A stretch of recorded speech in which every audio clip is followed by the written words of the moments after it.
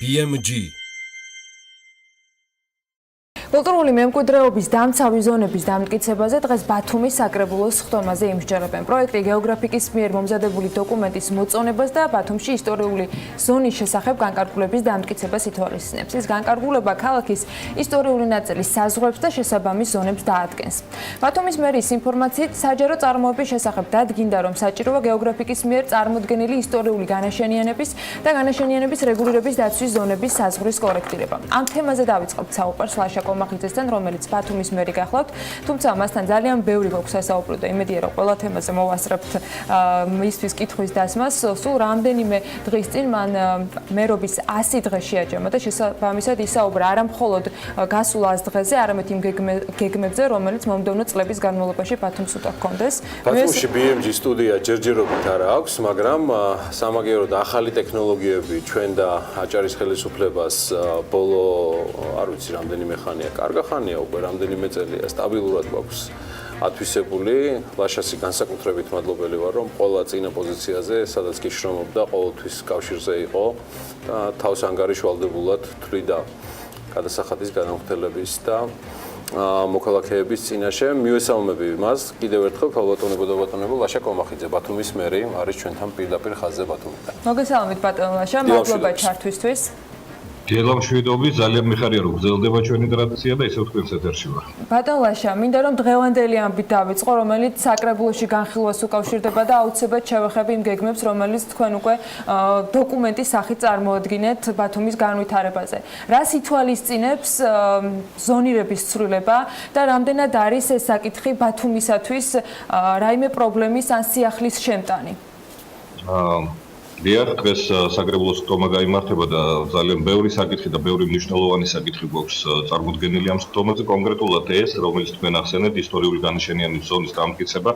მე ვფიქრობ, არის ძალიან მნიშვნელოვანი ძალიან მნიშვნელოვანი საკითხი, რომელიც დიდი ხანია უკვე წლების განმავლობაში მოითხოვდა გადაჭრას, ვინაიდან ქალაქს აქვს თავისი ისტორიული განაშენიანების ზონა, რომელიც საჭიროებს განსაკუთრებულ დაცვას, განსაკუთრებული მზრუნველობის გამოჩენას. არსებული ისტორიული და კულტურული მემკვიდრეობის ძეგლები, ასევე იქვე არსებული შესაბამისი განაშენიანება, რომელიც განსაკუთრებულ ყურადღებას საჭიროებს, სწორედ აი ამას ემსახურება ისტორიული განაშენიანების ზონის დოკუმენტის საზღვრების დამტკიცება პირველ რიგში და შემდგომ რეგულირების წესების დამტკიცება. ბატონ ლაშა, ბათუმის მიმართ ამ დროის განმავლობაში მას შემდეგ რაც გაჩნდა ძალიან ბევრი ახალი სასტუმრო, მაღალი შენობები, კორპუსები, რომელიც ელვისის სწრაფით ათვისებადი ხდება მათ შორის სხვა რეგიონების მაცხოვრებლების მხრიდან. იყო შეკითხვები, რომ უნდა დაწესებულიყო ან სურვილებით შეიძლება ასე დავარქვათ, დაწესებულიყო გარკვეული კოტები, სად შეიძლებოდა სწორედ ასეთი მაღალი შენობების აშენება და სად არ შეიძლებოდა. მეორეს მხრივ ბიზნეს ინტერესებიც არის გასათვალისწინებელი. რამდენად შეეხება ეს ცვლილება მათ შორის იმ ბიზნესებს, რომლებსაც უკვე აქვთ გარკვეული ნებართვები მშენებლობებზე მიღებული, გარკვეული თქვათ მშენებლობები დაწყებული კიდეც და ინვესტიციები განხორციელებული. რაიმე შეცვლის თუ არა იმ ბიზნესს? არსებობს თუ აქვს თუ არა ბათუმის ადმინისტრაციას ერთგვარი ფორმულა საიმისოდ, რომ იყოს მესაკუთრეთა უფლებები დაცული, მეორეს მხრივ თავარი საზრუნი, რაც არის მოსახლეობის უსაფრთხოების და კომფორტული განთავსებისა, ბათუმის ადმინისტრაციისა არის უწყვეტი ეკონომიკური ზრდა. თავად ქალაქისა. ეს არის ის ოქროს შუალედი, რომელიც ყოველთვის გარკვეულ სირთულეებს აწყდება და აქ სირთულეები განსაკუთრებით თქვენს კარგად მოგეხსენებათ ბატონ ლაშა პოლიტიკურ დონეზეა. მე მაინტერესებს აი ეს ფორმულა თქვენ პირადად და ფედერალურმა ამ შემთხვევაში უკაცრავად ავტონომიური რესპუბლიკის ხელისუფლებამ თუ ნახეთ ერთგვარად აი ეს ოქროს შუალედი. მადლობთ შეკითხვისთვის. დიახ, ისტორიული განაშენიანების ზონის დამტკიცება, რა თქმა უნდა, გარკვეულ ჩარჩოებში აქცევს მენაშენეებს და ქალაქის შემდგომ განაშენიანებას განსაკუთრებით სიმაღლეში წასვლას. ეს არავითარ შემთხვევაში არ ნიშნავს დაკონსერვებას აი ამ ტერიტორიის, ვინაიდან იქ ნებადართული არის მშენებლობა, თუმცა ეს მშენებლობა ექვემდებარება ძალიან კონკრეტულ რეგულაციებს. თუმცა იქიდან გამომდინარე, რომ რა თქმა უნდა ჩვენ ვიფიქრეთ იმაზე, რომ არ დაზარალდეს პირველ რიგში იქ მაცხოვრებელი ადამიანები, რომელსაც ვთქვათ დეველოპერები თავაზობენ გარკვეულ უკეთეს პირობებს მათი სახლის დემონტაჟის და ახალი სახლის აგების შემთხვევაში უფრო მეტი ფართით და ესე შემდეგ. ამასთან დაკავშირებით ბათუმის ძველ ბათუმში ჩვენ გამოვაცხადეთ ეგრეთ წოდებული განსაკუთრებული ზონა, სადაც შევთავაზეთ მაცხოვრებლებს პროგრამაში ჩართვა, მუნიციპალურ პროგრამაში ჩართვა, კერძოდ ჩვენ მზადა ვართ შევთავაზოთ მაცხოვრებლებს 1 და 3 კოეფიციენტით მათი ფართის დაკმაყოფილება ქალაქის ალტერნატიულ ნაწილში, შესაბამისად მათგან კულტურული მემკვიდრეობის ძეგლების თუ სახასიათო ფონური ნაგებობების მუნიციპალურ საკუთრებაში გამოსყიდვა, შესაბამისი არქიტექტურული პროექტების მომზადება, რომელიც ითვალისწინებს აღდგენას აი ამ შენობებისა ერთ-ერთში თავის ისტორიულ ანალოგთან და დეველოპერებისათვის, ინვესტორებისათვის თუ ნებისმიერი დაინტერესებული პირისათვის ამ შენობის რეაბილიტაციის პროექტის საფასურისა და განხორციელების ქვეშ შენობის გადაცემა სარგებლობაში. მე ვფიქრობ, რომ აი ამ მოდელში ყველა მხარის ინტერესი საკმაოდ არის დაცული, როგორც მუნიციპალიტეტის, რომელიც პირველ რიგში სრულნავს თავისი ისტორიული და კულტურული მემკვიდრეობის დაცვაზე, ასევე მოსახლეობის, რომელიც არ ხდება მსხვერპლი რეგულაციებისა და ეძლევა საშუალება დაიკმაყოფილოს სხვა ალტერნატიულ ადგილას ფართი ნამატი კოეფიციენტით და ასევე დეველოპერებისა, რომელსაც შორდებათ და ინვესტორებისა, რომელსაც მოშორებული აქვს ყველაზე მთავარი საზრუნავი, რასაც ქვია აი ამ ნაწილში მყოფი მოსახლეობის დაკმაყოფილება ალტერნატიული ფართით, რაც არის საკმაოდ ხარჯებთან დაკავშირებული. შესაბამისად, ეს მათ უიაფებთ უკვე იქ გარკვეულ ინვესტიციებს და ხდება მათთვის უკვე დაბალი განაშენიანებად საინტერესო. აი ეს არის ზონების ფორმულა, რომელზეც ყველაზე მეტად ნამდვილად მაქვს იმედი. უნდა დავაზუსტო, ანუ თქვენ ამბობთ, რომ აღდგენა ისტორიული სახის იმ შენობების, რომლებიც ამას საჭიროებენ, მოხდება უკვე აჭარის მთავრობის მხრიდან და შემდეგ გადაეცემა დეველოპერებს თუ მას შემდეგ რაც შეთანხმება მოხდება იქ ცხოვრობ ადამიანებთან, დეველოპერები იქნებიან თავად რეაბილიტაციის პროცესში ჩართულები. აი მე მოგიყვანთ უკვე ძალიან კონკრეტული მაგალითი გვაქვს ბათუმის ძველ უბანში დაიწვა სახლი, რომელიც არ არის კულტურული მემკვიდრეობის ძეგლი, მაგრამ არის ძალიან სახასიათო ბათუმისათვის. ის ძველი ბათუმის ძალიან ბევრ სურათზე არის ასახული, განსაკუთრებით თავისი აივნით, რომელიც ძალიან ცნობილია ჩვენთვის ბათუმელებისათვის, სადაც ცხოვრობდა 9 ოჯახი. ჩვენ ეს 9 ოჯახი დავაკმაყოფილეთ ალტერნატიული ფართით ქალაქის სხვა უბანში. ფაქტიურად ამ სახლის ძირითადი ნაწილი გადმოვიდა მუნიციპალურ საკუთრებაში. ეხლა როგორც შემდეგი ნაბიჯი ვიწყებთ ამ სახლის პროექტის მომზადებას, რომელიც გულისხმობს ამ სახლის აღდგენას ერთ-ერთში იმასთან თუ როგორი იყო ის ისტორიულად, რა თქმა უნდა ეს ამაში ჩაერთვება კულტურული მემკვიდრეობის სააგენტო და შესაბამისი პროფესიული უწყებები და პროექტის დადების შემდეგ მოხდება შეთავაზება ინვესტორებისათვის, რომ აი ამ სახლის რეაბილიტაციის ქვეშ და იმ ვალდებულების ქვეშ, რომ შეინარჩუნონ ამ სახლის შესაბამისი იერსახე წლების განმავლობაში გადაეცეთ ეს სახლი ან საკუთრებაში, ან ძალიან გრძელვადიან მოხმარებაში, იჯარაში და აი ეს არის ის მოდელი, რაზეც ახლა მე კონკრეტულად ვსაუბრობ. ეს საშუალებას გვაძლევს ერთის მხრივ დავაკმაყოფილოთ მოსახლეობა, მეორეს მხრივ გადავარჩინოთ კულტურული მემკვიდრეობის, ისტორიული მემკვიდრეობის ნაგებობები და მესამე მხრივ ინვესტორებს შევთავაზოთ ძალიან საინტერესო, ასე ვთქვათ, ბიზნეს მოდელი, სადაც მათ ინვესტიციების განხორციელებას აქვს აბსოლუტურად გამართლებული ეკონომიკური საფუძველი. ამ მოდელიდან გამომდინარე, რჩება თუ არა ესეთი შთაბეჭდილება, რომ თქვენ ან კანონმდებლობა როგორ ითვალისწინებს ბატონლაშა, თქვენ გიწევთ მაინც ფედერალურ დონეზე მთავრობასთან ურთიერთობა, იმიტომ რომ არის ქონებები, რომელიც არის ცენტრალური ხელისუფლების ბალანსზე, არის ქონება, რომელსაც თქვენ განკარგავთ, გულისხმობთ ავტონომიური რესპუბლიკა, ის ზღვარი აქ სადგადის შეთანხმების, ანუ პრინციპების საბოლოო შეთანხმების და იგივე ეს გეოგრაფიკსი იქნება თუ საბოლოო შეთანხმება გეგმაზე და თამაშის წესებზე ცენტრალური მთავრობა რაიმე ფორმით ერევა თუ ამას ლოკალურად წყვეტ და ამისი უფლებამოსილება გაქვთ. არა, ეს ძირითადად ადგილობრივად გადაწყვეტადი პრობლემებია, შესაბამისი უფლებამოსილებით, რა თქმა უნდა, მუნიციპალურ დონეზე. აქვე ვიტყვი ნამდვილად, რადგანაც ახსენეთ, რომ ჩვენ მუშაობთ ძალიან აქტიურად მიწათსარგებლობის გენერალური გეგმის ტექნიკურ დავალებაზე, რომელსაც იმედი გვაქვს, რომ ძალიან მალე რამდენიმე კვირაში დავასრულებთ და შესაბამისად გამოვაცხადებთ საერთაშორისო შესყიდვას აი ამ მომსახურების მიღებაზე და ვფიქრობთ, რომ გარკვეული დროის შემდეგ ბათუმს ექნება საბოლოოდ უკვე მიწათსარგებლობის გენერალური გეგმა, რაც იქნება უკვე ძირითადი დოკუმენტი ფუნდამენტი მისი შემდგომი განაშენიანებისათვის. იმედს ვიტოვებ, რომ ამ თემაზეც გვექნება ჩვენ შესაძლებლობა საქმე ენდილის ეთერში და არა მხოლოდ საუბარი გავაგრძელოთ და მე მინდა თქვენს პროექტებზე ვისაუბროთ. აი იმ ის 20 ჩამონათვალი რაც ლაშემ გააკეთა ამასი დღის მონოგართან 2021 წლის ჩათვლით გეგმას გულისხმობს. არის საუბარი, რომ აი მაგალითად 20 ყველაზე მნიშვნელოვანი შედეგი რაც გამოყვა. ყოველ შემთხვევაში რითაც ჩვენ მომემზადეთ მასთან მის დაინტერვიუებამდე ერთი კითხვა მაქვს. წინა მორბედებიდან გამომდინარე ჩვენ ვნახეთ აუდიტის სამსახურის დასკვნა სხვადასხვა ქონებების, მათ შორის კერძო მესაკუთრეთა ქონებების ბათუმის მერიის ბალანსზე აღრიცხვიანობასთან დაკავშირებით. ფაქტია, რომ რჩება გარკვეული ქონებები ჯერ კიდევ და საკმაოდ მოცულობითი ბათუმის მერიის ბალანსზე.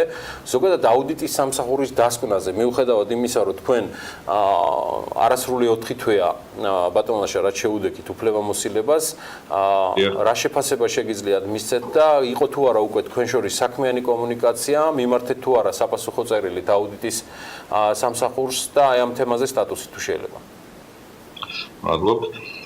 რა თქმა უნდა, ძალიან ყურადღებით, ძალიან სერიოზულად ვეკიდებით სახელმწიფო აუდიტის, ისევე როგორც შიდა აუდიტის რეკომენდაციებს.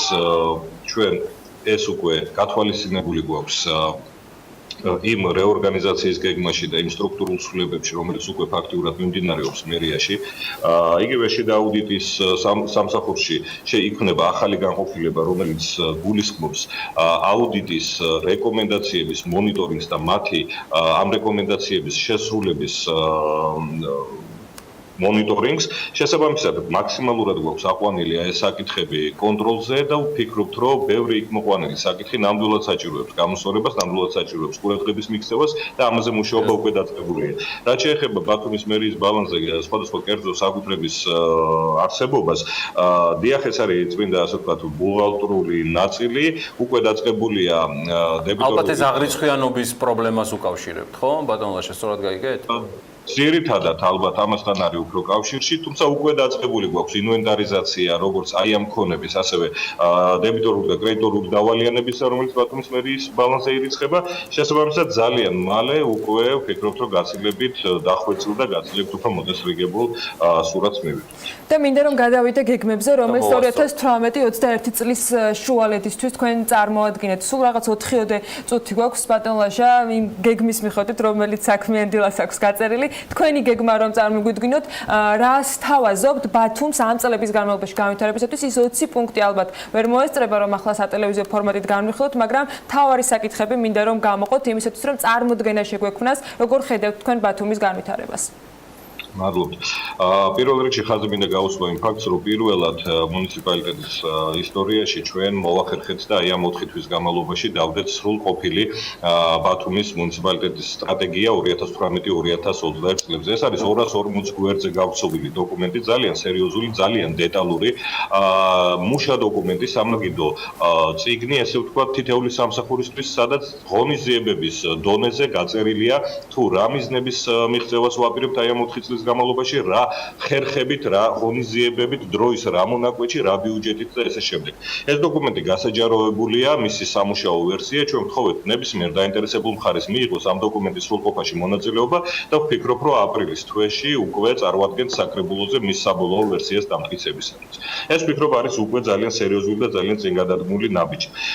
რაც არის ასევე მნიშვნელოვანი, რომ რა თქმა უნდა პირველივე დღიდან წინასაარჩევნო კამპანიიდან დაწყებული მე ყოველთვის ხაზს ვუსმევდი, რომ ბათუმში არის ისეთი მნიშვნელოვანი საკითხები მოსაწესრიგებელი, როგორც არის მაგალითად სატრანსპორტო სისტემა, გადატვირთული სატრანსპორტო სისტემა ქალაქში. გვაქვს ძალიან კონკრეტული გეგმები. ჩვენ უკვე დავიწყეთ ქალაქის მუნიციპალური ავტოპარკის განახლება.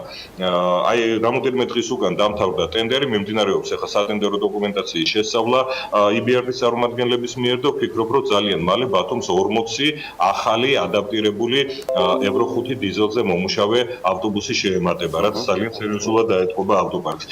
ასევე ძალიან მალე გამოვაცხადებთ ელექტროავტობუსებზე ტენდერს. 2-3 დღის უკან დავბრუნდით მთავრობის თავმჯდომარესთან ერთად ჩინეთიდან, სადაც ვიმყოფებოდით ოფიციალური ვიზიტით კსენიანში.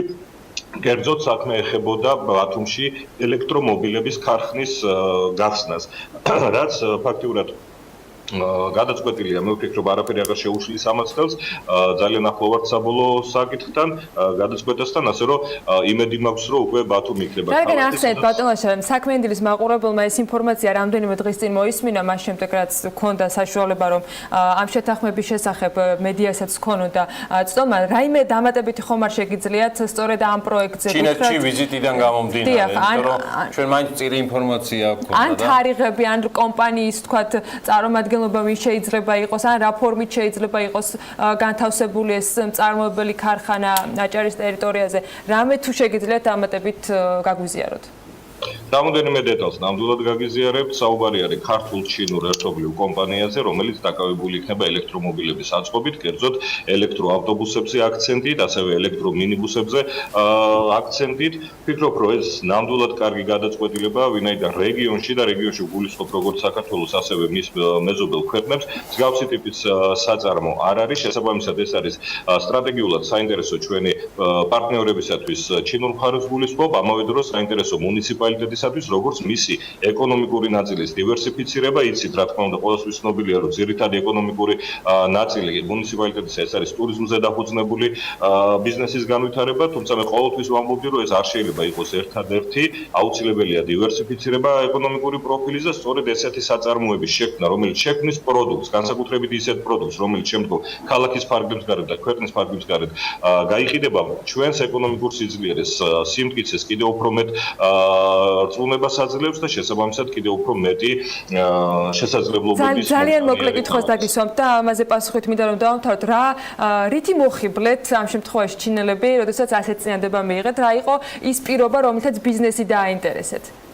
მე ვფიქრობ, გადამწყვეტ როლს თამაშობს ქვეყნის სტრატეგიული მდებარეობა, ასევე ქალაქის სტრატეგიული მდებარეობა. გულისხმობ, რომ ბათუმში არის ყველა საშუალება კომუნიკაციისა, ინფრასტრუქტურისა, განსაკუთრებით საზღვაო, სარკინიგზო, საჰაერო, სიახლოვე ყველა სტრატეგიულ მეზობელთან, ასე რომ ვფიქრობ, რომ ეს იყო ის გადამწყვეტი ფაქტორები, რითაც დაინტერესდა ჩინური მხარე. წარმატებები კავშირზე ვიქნებით და გავაგრძელოთ ეს მუდმივი კომუნიკაცია. მადლობა ლაშა კომახიძეს, ბათუმის მერს, ბათუმს და აჭარას წარმატებებს უსურვებ.